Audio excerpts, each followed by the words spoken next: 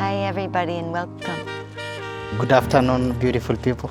So we're a team, so we have teamwork, stuff, challenges for the project that I see from the different perspective, and we thought we would present them here. We're working very hard because we've been having challenges in my community of the lions, the elephants invading our farms.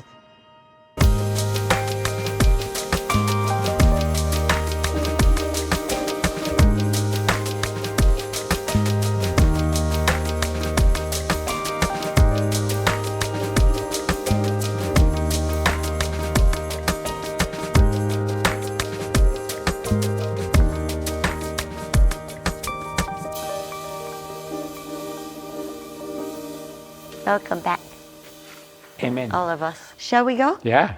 Okay. Thank you. Thank you. Thank you for your dress on. Yeah. Thank you. Nice. So, we asked you because we are in this project together. Yes. And we were talking about it. And so we're a team. So we have teamwork stuff, plus there is challenges for the project that Odupoy sees, and then there's challenges for the project that I see from the different perspective, and we thought we would present them here. We haven't prepared it much other than we thought what challenges you, and we ask you to facilitate us. Thank you for Is it having okay? me. Are you okay with? Is that okay with you guys? I would love to. Good afternoon, beautiful people. That was nice. Thank you. That was a great icebreaker for me. Thank you guys for coming here into the middle. I'm excited to get to work together with you guys. So, do you want to say something about your project to begin with, or how would be good to start out? I could just give a small summary about our project. Yes, my name is Joseph. I'm the project coordinator for an organization called Savannah Conflict Mitigation Initiative. This is an initiative with an objective of allowing the wildlife and the humans to coexist sustainably in my community that is in Kenya, Masai Mara. Therefore, we're working very hard because we've been having challenges in my community of the lions, the elephants invading our farms, and the lions kill our cows, and the elephants destroy our farms, and then the people retaliate by also killing the wildlife, and then we are at the risk of losing people and bringing injuries to people, and also losing livelihood, that is their property, their cows, their goats, their sheep, and also we're also at the risk of wiping out the entire wildlife. So our organization would like to bring a balance between how do we coexist by preventing the human-wildlife conflict. And therefore, you know, I live in the community, and I've seen that too much emphasis have been put on preventing the animal, protecting the wildlife animals, and then the life of the people and the community is not taken care of. And therefore, we came with this initiative to try and prevent the human-wildlife conflict so that the people don't suffer, also the animals are protected, because we need both of them, and it's just a challenging experience to bring up the balance. And therefore, we came with the organization to try and bring the coexistence of both the animals and the people, because we all live in the same ecosystem. Amazing. Also, we are at the risk of, the government really love tourists because they bring a lot of dollars So they don't really want the community to live around there. So they want to move us away in terms of what is called the conservancies. So more land for the wildlife because it brings a lot of revenue to the country. And the people in my community don't have any other place to go. This is their ancestral land. They've lived there for hundreds of years. But all of a sudden, the capitalist mentality now, they want more money from the tourists and all that. And therefore, we are trying to fight for our space. And that is why we formed this organization. Thank you. Amazing. Thanks so much for that. Welcome. Amazing. Welcome. Wow. Welcome. You explained that so well. I think when we started to talk, the one that really drove it home to me was when, I think it was you, mentioned and said, like, when somebody gets hurt in our community and the person gets angry and they want to do a revenge killing and they go and they kill a lion. Yes. Then the next morning, 5 television stations are there and 6 World Wildlife Fund vehicles. And they are like making a big reportage how the local community is not respecting wildlife. When a lion comes and kills a person, or an elephant comes and tramples on a person, it doesn't even make it into the newspaper. Exactly. Exactly. That's very true. Wow, that's powerful. Thank you. This is a great opportunity from my side to also talk about this, especially in a group like this. Yeah. And that project, maybe I can say a couple of things about how the project is, and then you chime in, interrupt anytime. Sure. So we are thinking of doing a pilot project where we work with various Maasai communities, where we do group processes around those issues. And then in case the community thinks that was helpful and sustainable, a second thought is that we create a kind of a training together for Masai Mara ambassadors.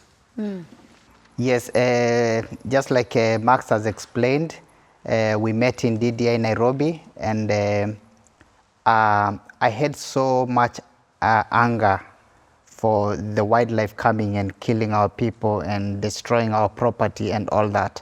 So when I was in the intensive, I realized that you can also switch roles, Wow. So at some point, I also became an animal. Wow. Okay? And I realized that I'm just coming from the park to the community to look for food because of, we have issues of climate change, so we have a lot of drought nowadays. So animals migrate from the park to our farms to look for food and water. Wow. So why are you killing me and I am just coming to look for food? Okay? You understand? So that is what now I understood when I came for DDI. And on this other side, we want now to have community forums where we will now be dialoguing with the community and trying to switch sides so that they become mindful of also the animal. Why is it doing like that? And also, of course, we cannot speak to the animal, because if we could have also told them that not to come to the farms. But so that is now the balance we are trying to strike. But so that is the conflict mechanism resolution that we want to, using the DDI, the process work approach, to mediate and try to explain to the people. Because if we don't do that, they will continue killing the animals, and that will be very dangerous, because we will kill the tourism industry that supports also a lot of our community. Yes. So Max said that about the ambassadors, that we want to recruit the youth.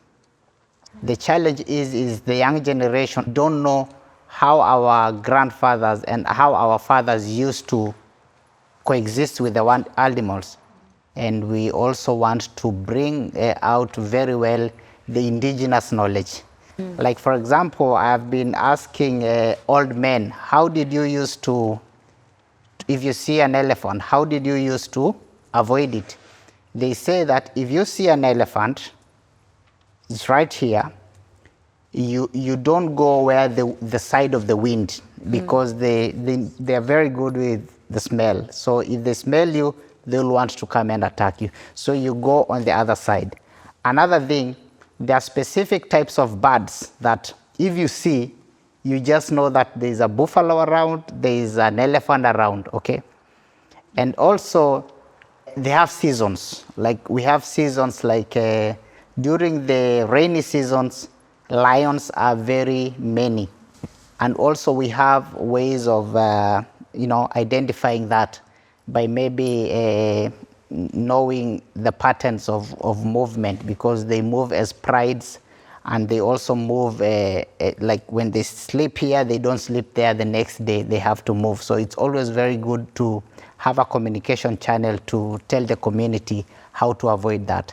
So those are the few that the indigenous knowledge that we want to bring back to community, because looks like it died. We adapted the education system of the British, so we no longer have our indigenous knowledge.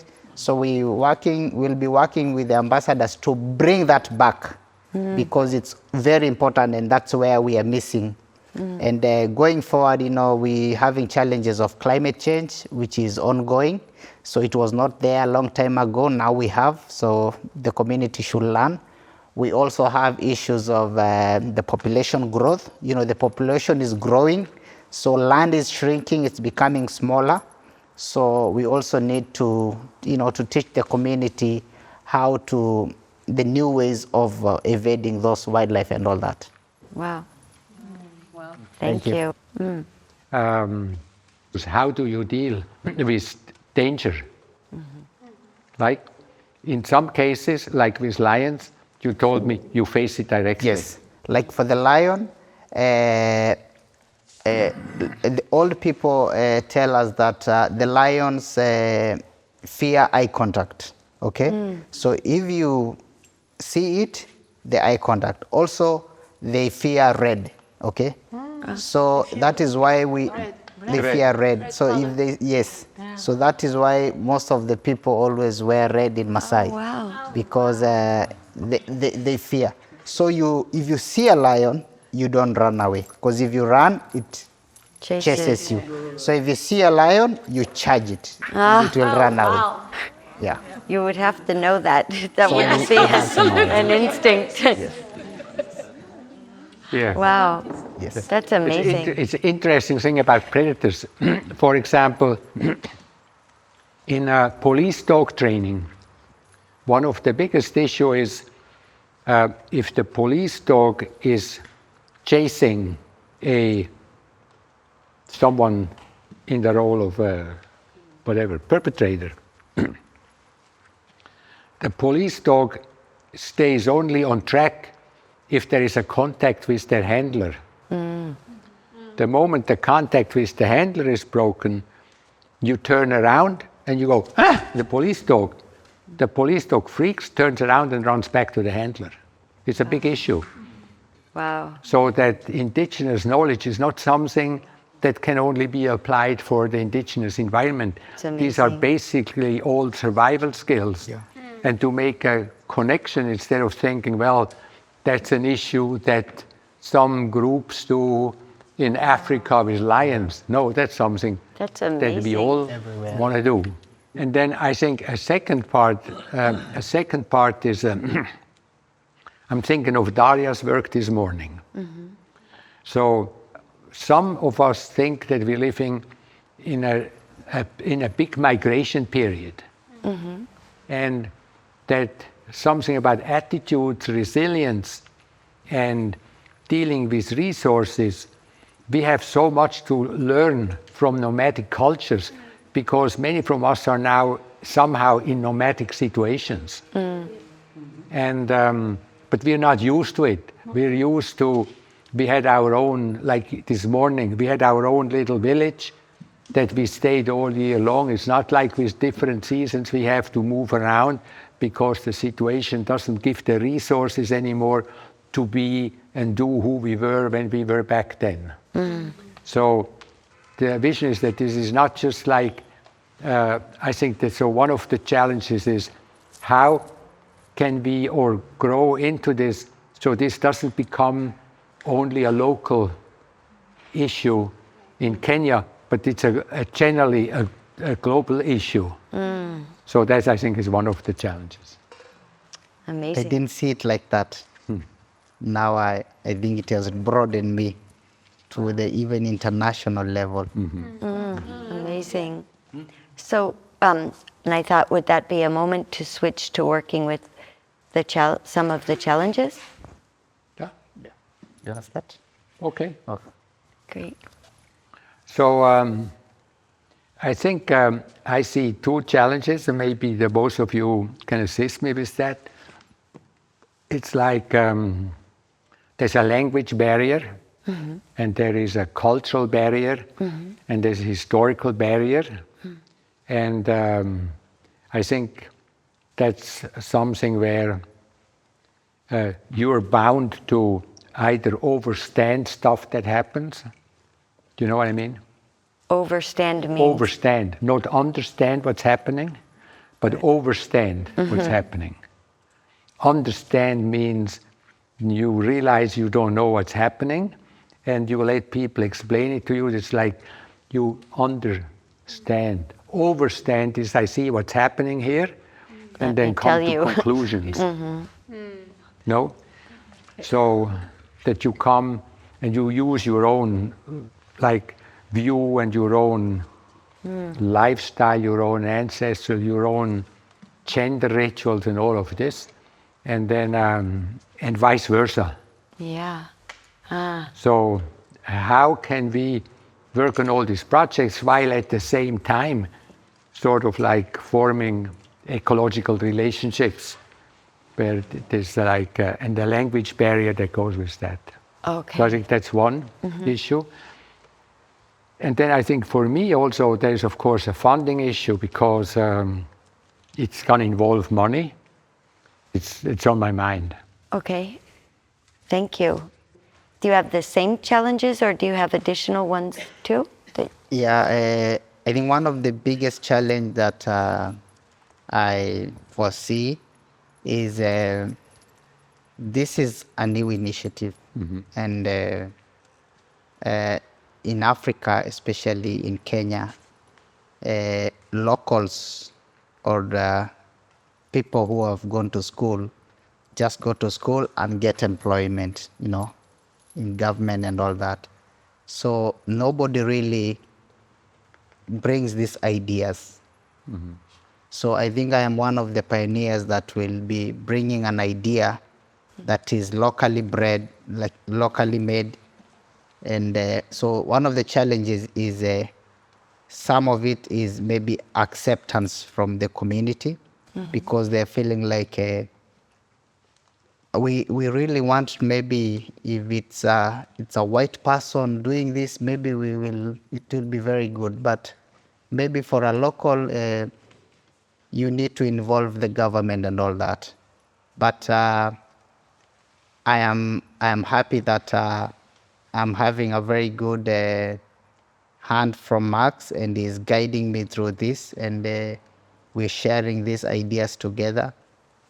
Beautiful. Of course, another challenge that I oversee is, and one that is awareness. You know, we really need to make the community aware that it's anger and retaliation and killing is not the solution, but understanding, you know, and dialoguing is more sustainable than, you know, removing that anger and killing.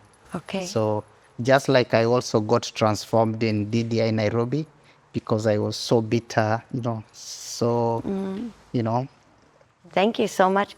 Thanks, but I feel so educational already to just learn about the challenges, and the project is so great. And so I was wondering about maybe the first flicker or spark.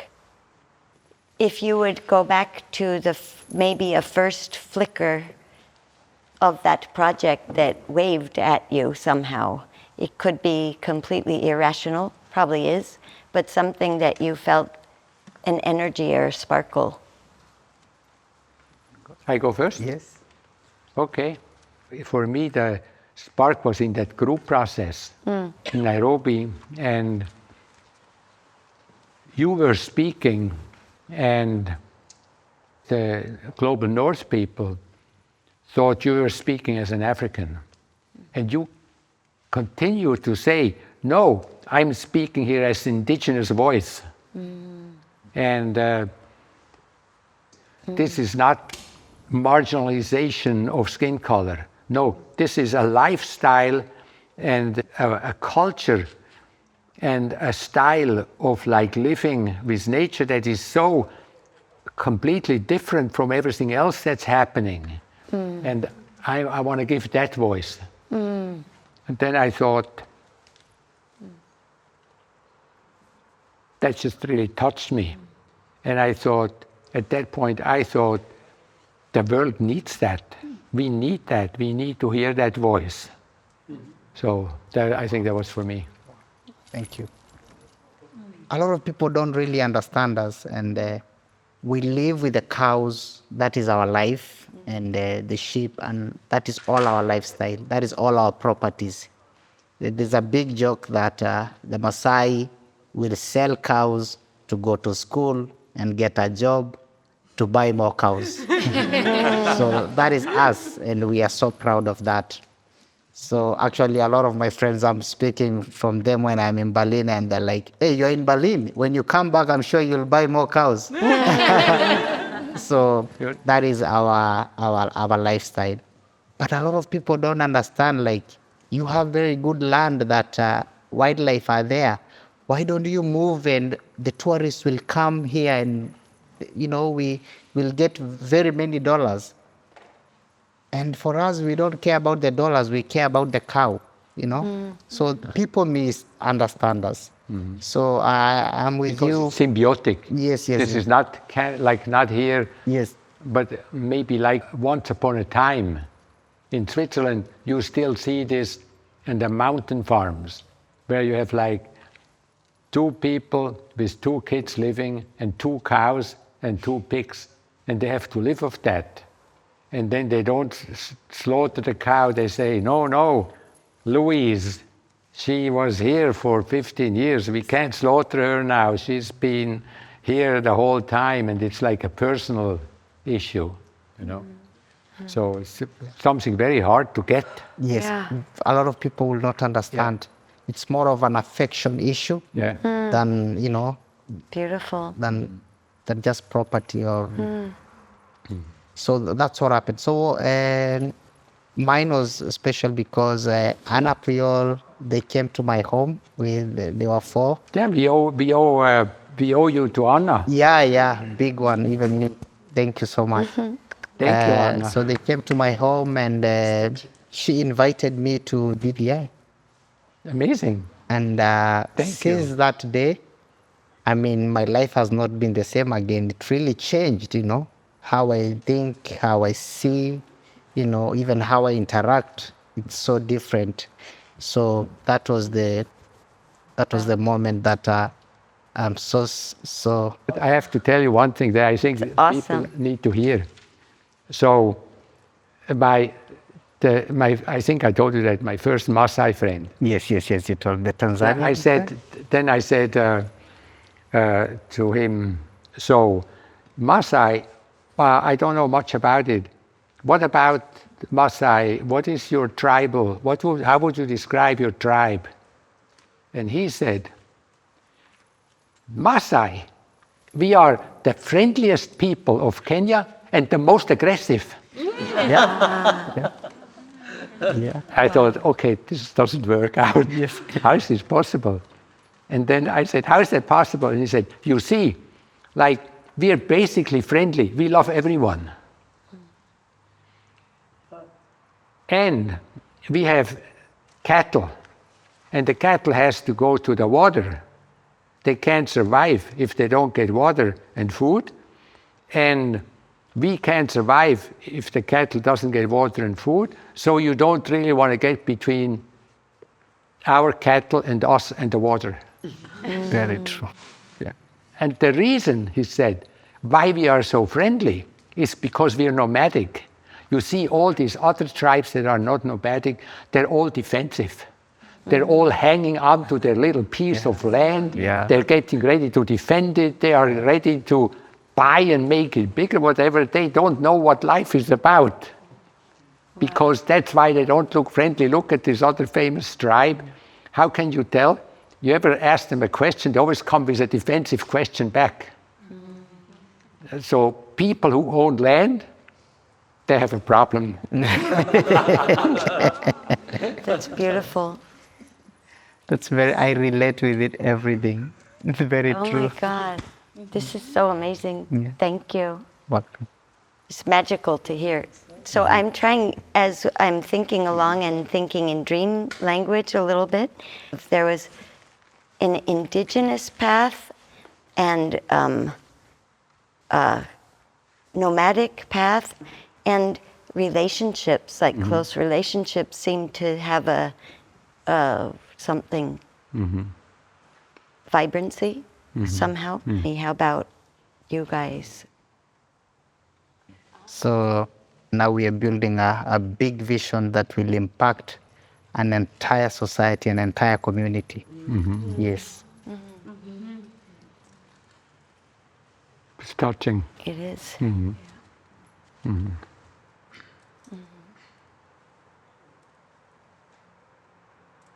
Can you say what is touching you? Yeah, I mean, like, it wasn't a strategic decision.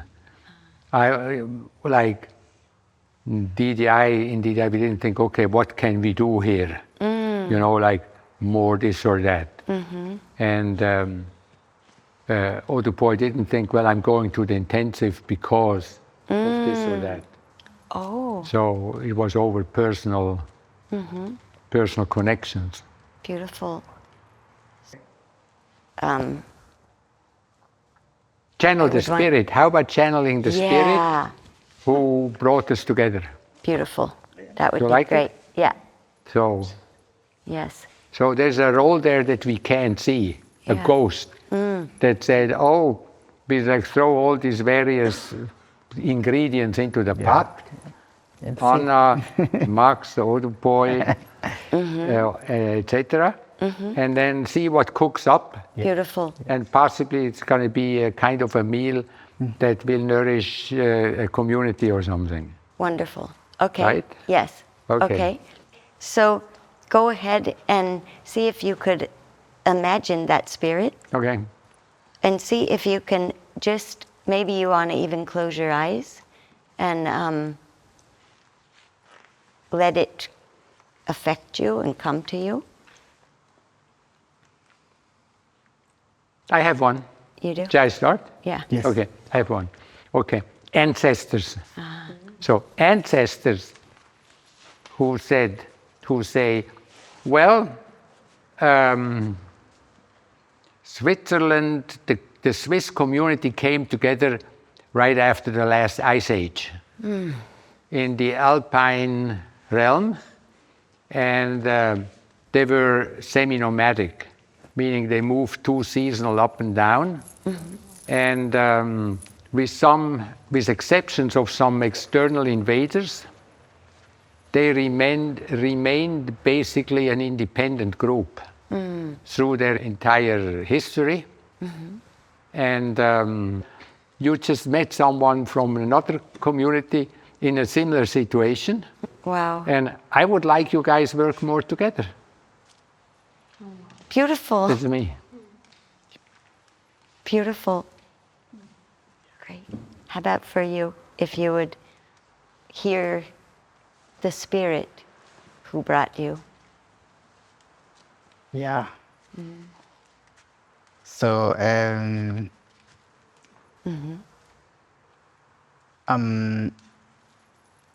looking up because in our culture we look up when we pray, Oh, beautiful. and God is showing His hand to and through, and and sending His angels to come and solve all the challenges that we are facing in our community and calm the situation, the hearts of the people that are bitter, so that to protect its creation of, the wildlife, and also to rescue the cows and the goats and the sheep from the lions.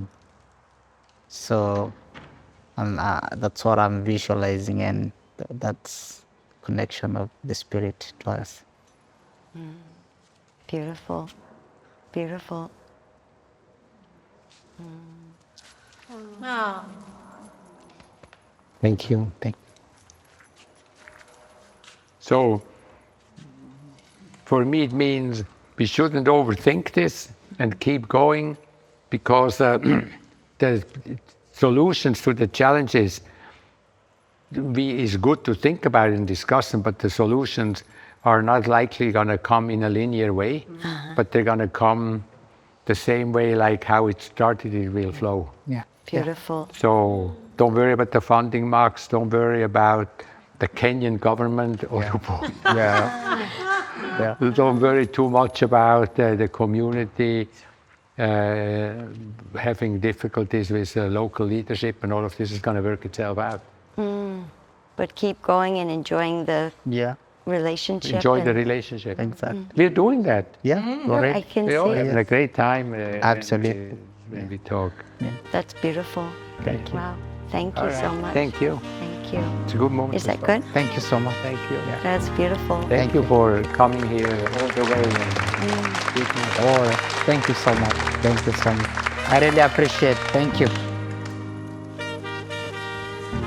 Somehow, when you spoke about, when you were channeling, I could connect with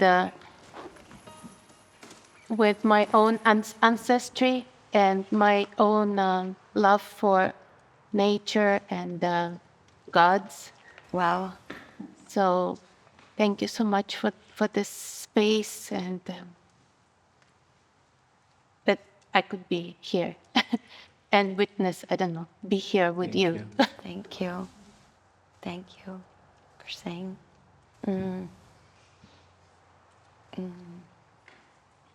It's a quiet atmosphere. Thank you for the long journey, Yeah. Odupoy, the long trip. Yeah. And thank you. You made it happen. Who knows? Thank you both for journeying and the long journeys that, well, I'm going to say that you came and brought that here, that I can enjoy it and learn a lot from that.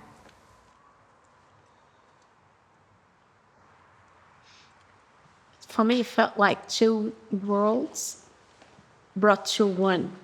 Wow. This felt really, I enjoyed so much the way you talk, and the wisdom you gave me was out your words and about Maasai, and I loved so much what you say about Switzerland. So these things, they seem very Far away, but they are one, and this makes me feel really happy, because I also relate to this point of economics and nature. In Brazil, we have big issues about people who live in Amazon. Oh, yeah. So actually, it's real world problem. wow. Because we are worldwide just Yeah. getting crazy with it to feed everyone and giving animals a space and people space.